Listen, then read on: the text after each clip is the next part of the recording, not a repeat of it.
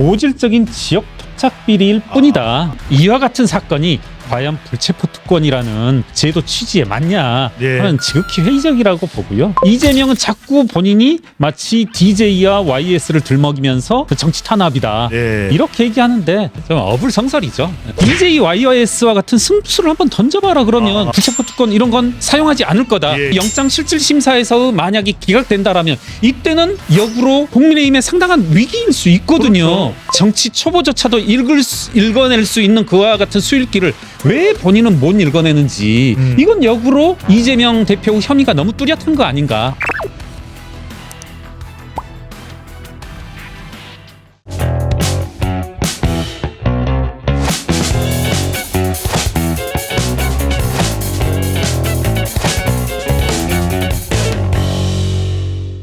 그럼 김 의사님 말씀대로 정부 정책에 대해서 민주적인 의정활동 내용으로 정부에서 만약에 탄압을 하려고 한다면 거기에 저항할 수 있는 것이 불체포 특권일 텐데. 그렇죠. 지금 대장동, 백현동, 위례지구, 성남 FC가 과연 그런 건일까요? 여기 이제 우리 진행자분께서 제 사생활을 보고 있는 것처럼 밤샘하고 왔느냐 하는데 220쪽 가까이 돼서 거의 읽다 지치고 또 이제 뭐 이렇게 머릿속에 쫙 정리하고 오지는 못했는데. 잠깐만요. 구속영장 청구서가 220쪽인가요? 예, 그렇습니다. 상당히 이제 깨알 같은 걸치로 220쪽의 내용인데 이런 부분이 저는 인상 깊더라고요. 160쪽이 어떤 내용이 나오냐면 헌법과 법률에 따라 위임된 지방자치권을 사유화한 고질적인 지역 토착 비리일 뿐이다. 그래서 이제 어떤 표현을 쓰냐면 시정농단 사건이다. 이 뭐 전남해남, 경북청도 이런 쪽으로 가면 지자체장들이 연달아 지역의 이권 사업과 관련돼서 구속되지 않습니까? 그것의 어떤 확장판 이것들이 수도권 기초자치단체에서도 일어난 거다. 차마 눈뜨고 못 볼 이와 같은 사건이 과연 불체포 특권이라는 그와 같은 국회의 어떤 의정 활동을 보호하기 위한 제도 취지에 맞냐 하는 지극히 회의적이라고 보고요. 이재명은 자꾸 본인이 마치 DJ와 YS를 들먹이면서 정치 탄압이다 이렇게 얘기하는데 국민들이 판단할 부분이긴 합니다만은 좀 어불성설이죠. 알겠습니다. 일단은 조금 용어부터 좀 뭐 여쭙고 싶습니다. 체포 동의하자라는 게 뭐 딱 체포를 해서 뭐 수갑을 채우고 용어가 저는 좀 적합한지는 모르겠어요. 사실은 구속 영장 실질 심사 동의안 이게 맞는 거 아닐까요? 그러니까 저도 이 부분에 관해서 좀 상당한 오해가 있는 것 같은데 뭐 개인적인 이야기를 하자면 최근에 일주일은 안 됐고요. 한 3, 4일 전에 식사를 하면서 뭐 소위 이제 진보 진영 인사들과 식사를 하면서 진보 진영요. 이게 윤석열의 자충수이다. 이게 자칫하다가는 그분들의 이제 사적 의견입니다.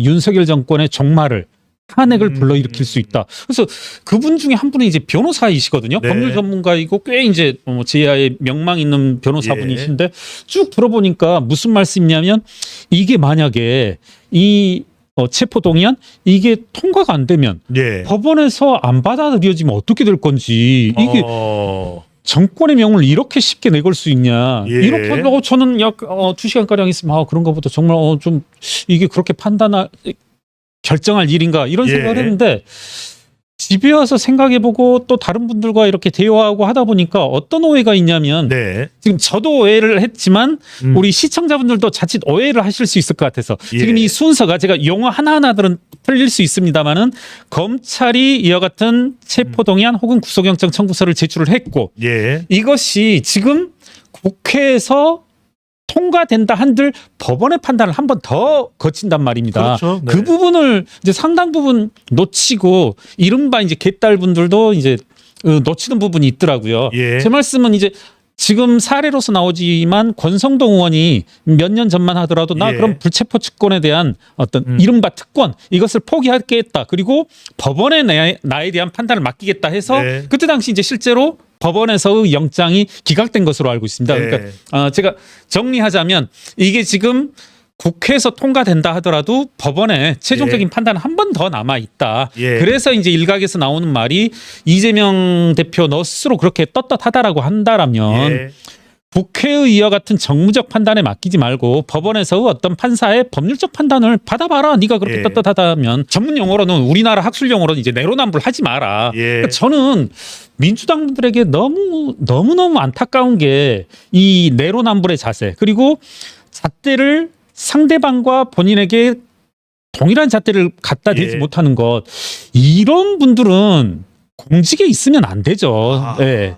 그러니까 이런 잣대를 가지고 뭐랄까요 장사를 하셔도 안 되고 사실 뭐 그런 인식을 가지고 있는 국회의원은 당장 사퇴를 해야 된다. 저는 대단히 부적절하다고 봅니다. 예. 이와 같은 공적인 영역에 머물러서는 안 된다 이렇게 봅니다. 이재명 대표는 이 결백하니까 예. 결백을 주장하고 네. 있으니까 그러면 구속영장 실질심사 기각을 끌어내는 것이 본인의 이 정치적 생명에는 더 나은 선택 아닌가요? 그렇죠. 그러니까 우리 박지현 의원도 비슷한 말씀을 했지 않습니까? 오히려 이제 박지원이요. 네. 박지현 의원은 현입니까? 아니겠네요. 예, 그 박지현 어. 전 더불어민주당 비상공동대책위원장이었죠. 그러니까 이분이 오히려 이재명 대표보다 훨씬 한 10배, 100배 정치적 감각이 있는 게 그러니까 제가 언론 이름은 기억나지 않지만 예. 이런 말씀을 하잖아요. DJ YYS와 같은 승부수를 한번 던져봐라 그러면 아하. 이때의 그럼 승부수는 어떤 거냐면 만약에 DJ라면 YS라면 당연히 국회에서의 불체포 특권 이런 건 사용하지 않을 거다. 예, 예. 그리고 곧바로 재판장에 가서 예. 구속 적부심이 아니겠죠. 구속- 영장 실질심사. 예, 영장 실질 심사를 받겠죠. 예. 그리고 영장 실질 심사에서 만약에 기각된다라면 이때는 역으로 그렇죠. 국민의힘에 상당한 위기일 수 있거든요. 그렇죠.